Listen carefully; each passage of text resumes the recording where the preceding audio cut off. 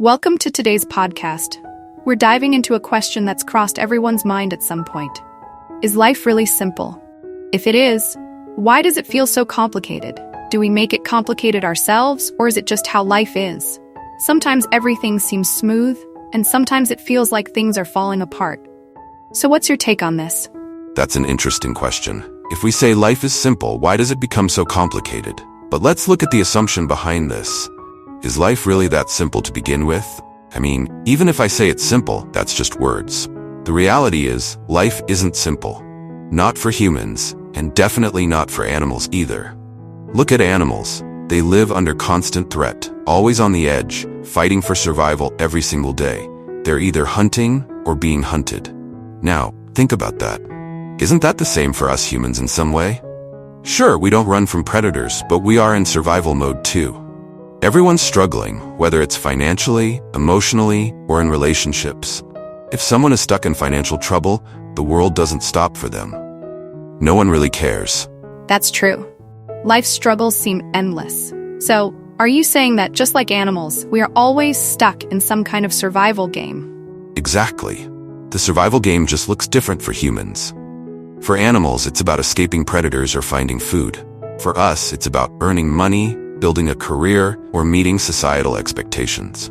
We're always driven by two things: desire and fear. Animals are driven by the same forces. Either they crave food or they fear getting killed. Now, if we think about ourselves, aren't we just the same? We chase what we desire: success, relationships, comfort, and avoid what we fear: failure, rejection, or loss. So, life isn't as simple as it sounds. It's full of complex desires and fears which shape everything we do. Wow, so what you're saying is that even though we want life to feel simple, it's actually complicated at the core because of our own desires and fears. Yes, exactly. And here's something deep to think about. What are you without these desires and fears? If all your cravings and aversions were removed, who would you be? That's a big question. You see, every thought we have, every action we take is either a reaction to something we desire or something we fear. If you remove both, what remains? That's a powerful thought.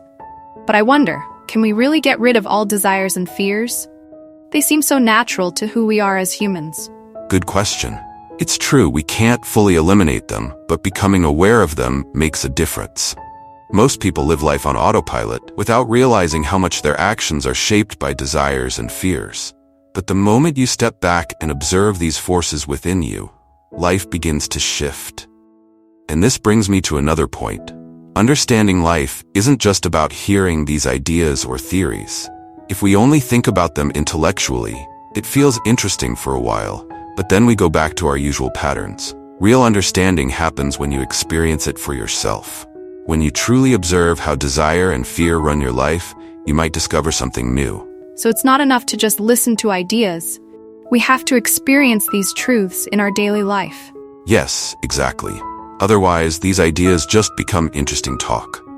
But when you truly notice how much of your day is shaped by craving or fear, you'll start to see the world differently. Now, coming back to your original question, why does life feel so complicated? It's because life isn't simple at all. Life is inherently complex. Think about the struggles people face.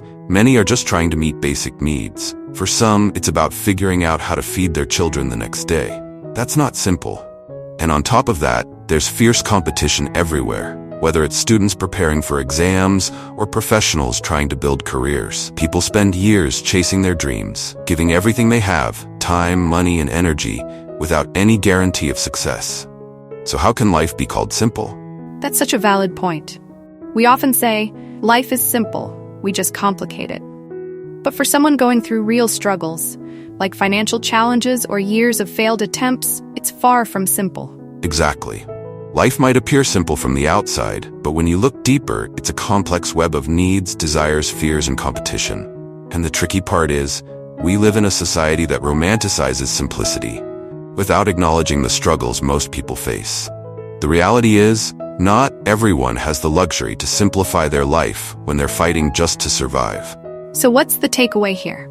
If life is inherently complicated, how can we find peace or meaning in it? The first step is to stop expecting life to be simple. Instead of fighting the complexity, we need to accept it. Life will always have ups and downs. There will be times when everything feels easy, and other times when nothing seems to work. But if you become aware of your desires and fears and observe them without getting caught up in them, you'll begin to navigate life with more clarity. It's not about making life simple. It's about learning how to live meaningfully, despite the complexity. That's such a beautiful insight. Life may not be simple, but we can still find meaning in the chaos by becoming aware of ourselves. Thank you so much for sharing your thoughts today. Thank you for having me. It was a pleasure discussing this with you. Remember, life might be complicated, but the way we respond to it is in our hands. Absolutely. Thank you to everyone who joined us today. If you enjoyed this conversation, don't forget to like, share, and subscribe to our channel for more thought-provoking discussions. See you in the next episode.